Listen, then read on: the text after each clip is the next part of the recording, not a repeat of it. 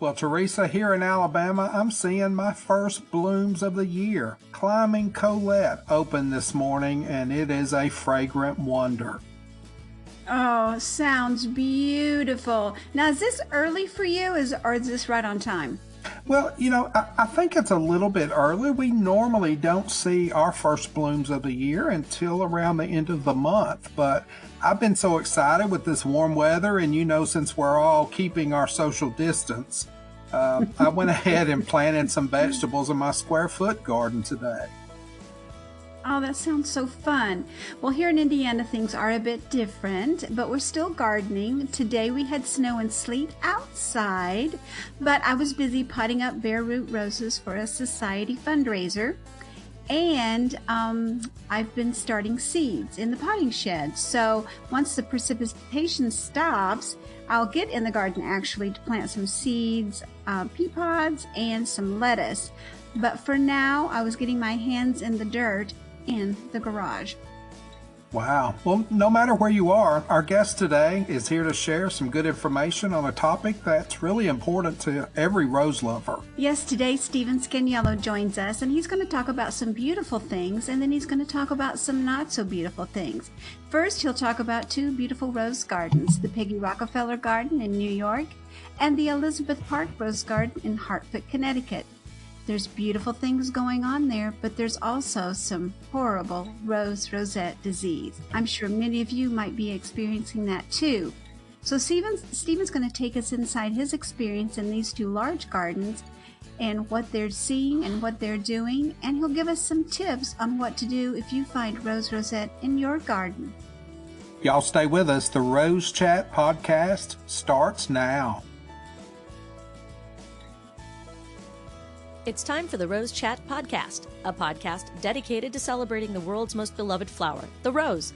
Join award-winning gardeners Chris Van Cleef and Teresa Byington as they chat with rose lovers and experts from around the globe. With each episode, you'll gain valuable knowledge and insights to achieve the rose garden you've always dreamed of. Listen now as we explore the world of roses. Try Haven brand soil conditioners, providing generations of gardeners with a truly all-natural alternative to chemical fertilizers with their line of composted manure and alfalfa teas.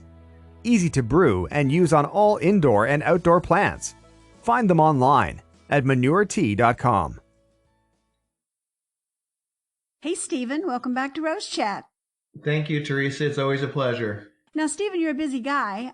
You're the curator of both the Peggy Rockefeller Rose Garden in New York and the Elizabeth Park Rose Garden in Hartford, Connecticut. They actually call me consultant for Elizabeth Park.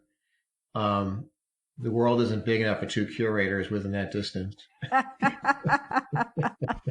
Well, tell our audience a little bit about these gardens. Well, the Peggy Rockefeller is in the New York Botanical Garden. That's in the Bronx, the northern borough of New York City. And it's about an acre and a half, maybe an acre and a half, very formal in design.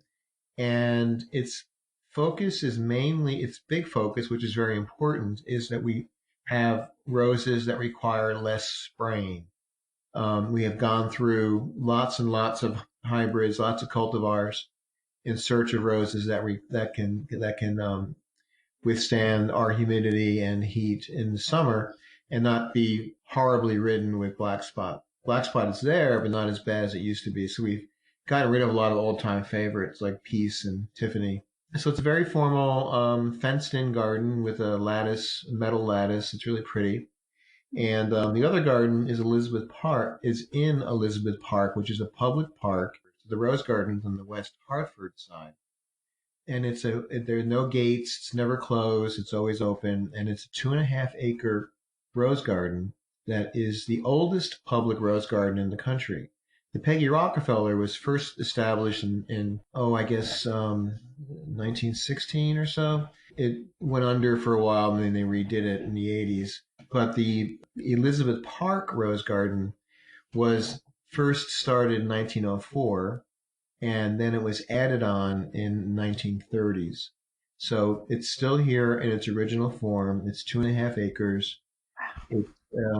It's sort of like a flattened egg is sort of the design. And it's known for its beautiful arches of ramblers we have, I think there are 75 arches in this 2.5 acre rose garden. It's really quite something to see. Well, I do want to see it. I've been to Peggy Rockefeller, and it is lovely. As you walk down those steps, and you're in the greatness of it all. So it's Hmm. so beautiful. But I've never been to the other one, but I've seen pictures, and the arches are just spectacular. So what Yeah. roses are on those arches? Predominantly Excelsa and Crimson Rambler, and then there's a alley of Dorothy Perkins. There was once an alley of White Dorothy, but that rose has not lasted as well as the other two. So there's been a lot of changing over the years. In fact, this past season, we added, I think, 55 new antique ramblers, all from the Anne Belovitch collection from the Chambersville Tree Farm. And these roses were planted and they were already 10 to 12 feet in size. I was just going to say, when will they be spectacular? But they're well on their way already. Yeah, they should be. The arches themselves peak at the height of the arch is probably 8 to 10 feet. The width of the arch, some arches are only as wide as 7 feet, others are as wide as 12 feet. Many of the ramblers we planted from Texas have already started on completely covering the arch, so we're eager to see how they've made it through the winter. But it'll be a very interesting display of early European and American ramblers. Oh, it sounds just beautiful. I can't wait to see what they do. Now, I wish we could talk about beautiful roses all day, but today we want to talk about something not so beautiful, and that's Rose Rosette. So, Yeah. in case our listeners haven't heard too much about Rose Rosette, could you share with us just what this is? Well, it's a terrible disease that has really made headway into all kinds of roses over the last 10 years at least. And it's a virus that is spread by a tick, not a tick, I'm sorry, a mite that doesn't fly but floats. And the mite feeds on a plant, fills up with a sort of gassiness, and then lets go and floats to the next whatever is in its path. The symptoms are this will kill your plants. It's not something you can prune away. You have to take the plant out and get rid of it, put it in a garbage bag, and that will kill the mites. But the symptoms are sort of this strange growth that essentially resembles a bright red witch's broom. There's a multitude of prickles. Where you may have had 10 or 20 prickles on a branch, you suddenly have 100 or 150. It's just packed with prickles. And you have this broom growth, and the foliage is sort of a blood-curdling red. Not to be confused with the red of Asian roses, which is perfectly normal, like the Chinas and teas. But this red just appears, and you know something's wrong when you see it. But the red usually is there when the witch's broom is forming or the dense prickles. There are other forms of it too that sneak in and apparently don't have any noticeable description except that the plant may suddenly drop its foliage. And that's one I've recently discovered, and it exists in the Peggy Rockefeller Rose Garden. There's an old planting of ballerina, the 1930s hybrid musk, that I've always noticed over every June, it just drops its leaves. Apparently, there's somebody in Wisconsin or Minnesota that has been researching this particular plant. And when he heard that we still had it, he's very eager for me to send him cuttings so he can grow it and continue his research. And there's another problem with Rose Rosette is that it doesn't necessarily show up on a plant, but it can be in the plant, and that plant becomes the host and becomes typhoid Mary or ground zero of the disease in your garden. And the mites can feed on that plant and then blow onto another rose bush, and that bush becomes infected and may or may not show the signs. So it's really, really important to keep an eye on how your plants are growing. Absolutely. It's such a heartbreaker. I have lots of roses. As you know, I've only dealt with Rose Rosette a few times, and once was even before we were really hearing that much about it, we'd heard a little bit about it, and I found one that no one really knew what was going on locally, but I was sure of what it was. So was it that? Really, I'm not sure, but I was sure enough to take it out. But this is just a heartbreaker. Do we need to remove the entire shrub, or You do. what do we do when we find it? Yeah, the only treatment you can do at this point is to remove the entire plant. And the virus does not infect the soil. It does not travel from pruners from plant to plant. The mite could easily latch onto your clothes and take a free ride to the next plant. Or when you're taking the plant out, and if you shake it, you're simply scattering the mites, if they're still there, to go on to do further damage. Quite often we see the disease symptoms long after the mite has left. So what you need to do is dig it up, get rid of the soil, and then cut your plant up and put it into a black garbage bag and tie it. What I'd recommend is sending a sample to one of this many research centers now working hard on this disease. And I think the one that comes to mind that we've used is in Oklahoma. I think it's Oklahoma State. But if you go to the web and look up and type in roserosette.org, you'll find everything you need to know about controlling this disease, where to send your samples to. And what we need our gardeners to do is to let us know that you have it. Don't be ashamed of it. But if you have it, we need to record where you are, and they can track the progress of the spread of the disease. It's pretty much in every corner of the country now. And I hear it's even crossed into Canada. But they used to say it's not south of I-10 in the south, and it wasn't in Canada. But now I was just in Lakeland 2 weeks ago or 3 weeks ago, and the extension agent there was telling me that they found some Rose Rosette vectors or something in the Orlando area, I believe. Not good news. Not good news at all. No. I read an article that you wrote in the Heritage Rose newsletter, and you talked about some processes that you put in place in these large gardens to try to help. So tell us about that. Oh, let's see. One of them was leaf blowers. Oh, well, yeah. As I Well, recall. what we've done is we've banned leaf blowers from both rose gardens, because leaf blowers give a free ride to the pest. So you want to eliminate anything like that, and we plant our roses further apart. We no longer jam in 20 roses where 8 would suffice, because otherwise you're creating sort of a plant ladder where the mites can move from plant to plant. We are pretty aggressive on our pruning, especially in the Peggy Rockefeller. We prune closer to the ground to eliminate any mites that are hiding deep inside the rose growing points. And the problem with this, one of the issues with this mite, is that it doesn't congregate in areas where a miticide would work. They get into the leaf scales or the growing points on the stems, and they can sort of hide from the contact of the miticide. So people will say to me, "Oh, well, I spray my roses with miticides," and I say, "Well, it's not going to work. It's not guaranteed." They have not found any chemical control of this pest yet, and they're also searching for perhaps something that would feed on this pest. And they're also searching for roses that might be immune. So far, nothing has really come to mind.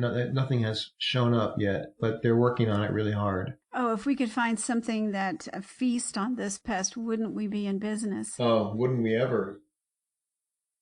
Oh, that's just wonderful. Okay, some other tips for our gardeners at home. How soon can another rose go in once you've had to remove one for Rose Rosette? Pretty much right away because it's not in the soil. When I first started hearing about this, they were telling you to dig out your soil. Some gardeners were dumping kerosene in their soil. I mean, it Whoa. was crazy. It was just really wild. It was worse than this coronavirus thing. All this misinformation coming out through the internet. Mm-hmm. Nobody was Mm-hmm. really finding solid research to rely on. So they were, they were tearing up. Brooklyn Botanical Garden lost a lot of its roses and soil due to poor advice from an outside contractor that wasn't necessary. When I came to Elizabeth Park, we have a lot of antique ramblers here, a lot of mystery ramblers that are as old as the Rose Garden or older. And one of the gardeners, who's no longer here, told me very proudly, told me how she was removing every rose that had Rosa multiflora in its background. And that is absolutely not because Rosa multiflora has been the scapegoat for this disease for quite a while, because the disease was released, I believe, by the government during maybe the 40s or 50s to kill Rosa multiflora that was encroaching on good farmland. And the problem is that the virus doesn't know Rosa multiflora from Queen Elizabeth. So any rose in its path it can succumb. But people still talk about, oh, you got to remove your Rosa multifloras wherever you see them. Well, it's not necessarily true because Rosa multiflora doesn't generate the mites. It doesn't cause the mites to be there. But they could very well harbor the mites as any other rose. So what you need to do is rather than start ripping plants out, start looking for mites. And they're microscopic. You may be able to see them with a hand lens. And if you want to have your plants tested, when I purchase roses from the Chambersville Tree Farm, I have them test the roses. They send them to Oklahoma State. And there's a small fee for that, but it makes you rest easier to know that your plants are clean as far as you can tell. So one of the things we don't do anymore in both gardens is share our plants because we have the disease.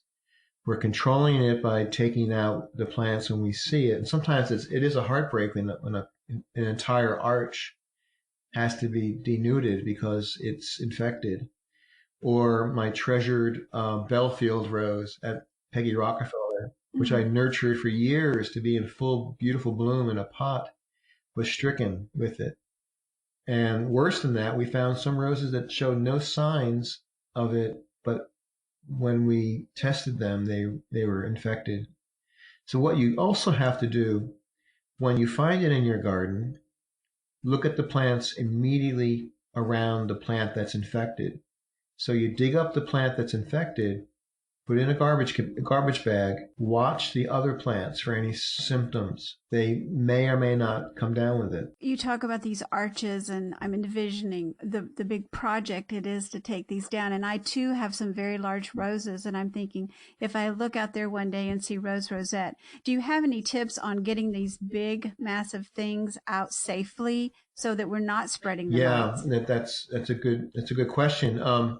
Well, you just need to cut it very carefully. Don't yank, don't shake it. You just small cuts right into a bag. It may take a little bit of time, but it's worth it in the long run. And the newest growth and work your way backwards all the way down. And even if you just see one branch on that plant infected, the rest of the plant is most likely has it as well. So don't take a chance. Get rid of it. Stephen, all of that's such good information. Is there anything else you want to say to our listeners about the research that's going on? Heritage Rose Foundation, we donated $15,000 to the research. The big rose companies have all donated. Weeks, Star. I mean, this is their livelihood.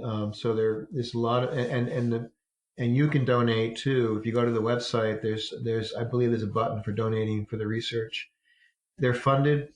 I think it's a government grant, but those can be limited, and the main places where the research is occurring, and they're all working together, is Oklahoma State, University of Delaware, Texas A&M, and there's one more. But those are some of the University of Tennessee. Yes, of course. That's where the Garden from Hell is, as one of my friends referred. We can't forget that. Mark Windham, we just can't forget about all that work going on. That's right, there. Mark Windham, and Dr. Byrne at A&M. There's a lot of really dedicated people working on this. And what Mark Windham has done, it's really interesting. And a friend of mine from Dallas, Claude Graves, refers to Mark's garden as the Rose Garden from Hell, because it's a garden where he plants the roses with the hopes that they'll get infected.